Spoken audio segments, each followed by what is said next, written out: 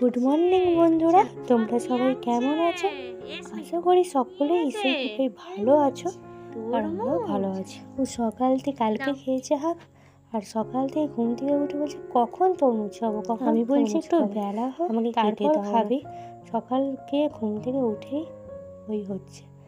আর এখন হচ্ছে একটু গরম পড়ে গেছিলো, কিন্তু আবার ঠান্ডাটা পড়ছে। সকালে না ভালোই কুয়াশা হচ্ছে। সকালে একটু বুঝিয়ে বুঝিয়ে রেখে ওই 10টার সময় করে আমি ওকে তরমুজটা কেটে দিয়েছি।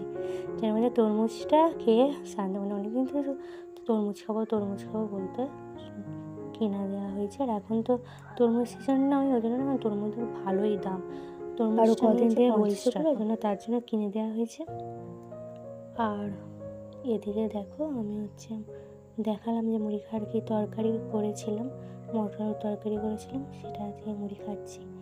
ওকে তরমুজটা কেটে দিয়ে তারপর এদিকে রান্না চাপিয়েছি। রান্না চাপিয়ে আমি মুড়িটা খেয়ে নিচ্ছি। আর মুড়ি খাওয়ার পর এদিকে পালং শাকের চচ্চড়িটা করে নিচ্ছি। আর এদিকে মরলা মাছ আলু দিয়ে ঝাল আর ডাল করেছিলাম। যখন রান্না করছিলাম সেটাই দেখেছিলাম, তারপরে আর দেখানো হয়, কারণ রান্না চাপাতে একটু দেরি হয়ে গেছিলো, যার জন্য তাড়াতাড়ি করেই করছিল সব ভিডিও। কারণে সকালবেলা পড়ানো ছিল, পড়িয়েছিলাম, তারপরে আবার অনুসভাকে কিছুক্ষণ পড়াচ্ছিলাম, পড়িয়ে তারপরে এদিকে রান্নার কাজে এদিকে কাজগুলো করছিলাম। একটু দেরি হয়ে গেছিলো, যার জন্য আর দেখাতে পারিনি। আর এদিকে আমি সন্ধ্যেবেলা গোছ করতে বসেছি, যে আজকে আগে এই কাজগুলো করব, তারপর অন্য কাজ করব। শরীরটা খারাপ ছিল বলে না, যা এনেছিল না কিছু গোছ করা হয়নি।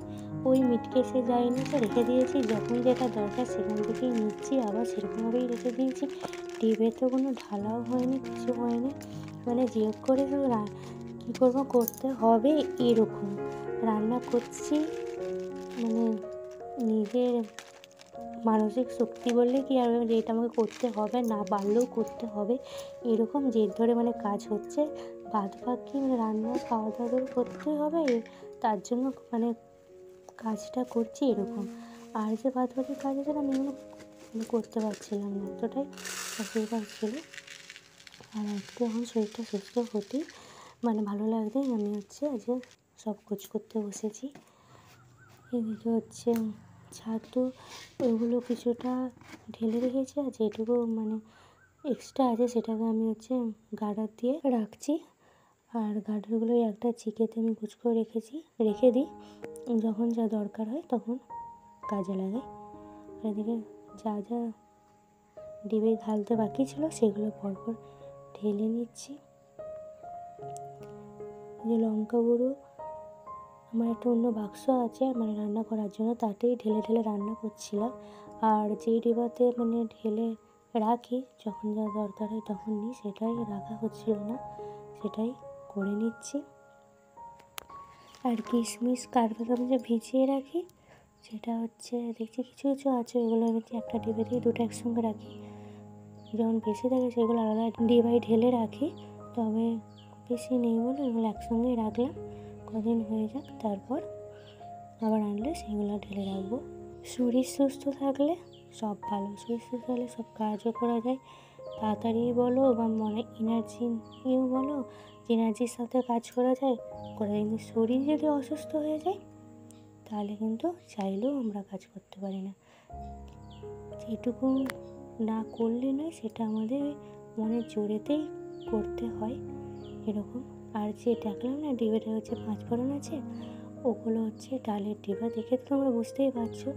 ডালের স্টিলের ডিবাগুলো না একটু ধারগুলো একটু শুরু করে ফেটে যাওয়ার মতো এরকম হয়েছে।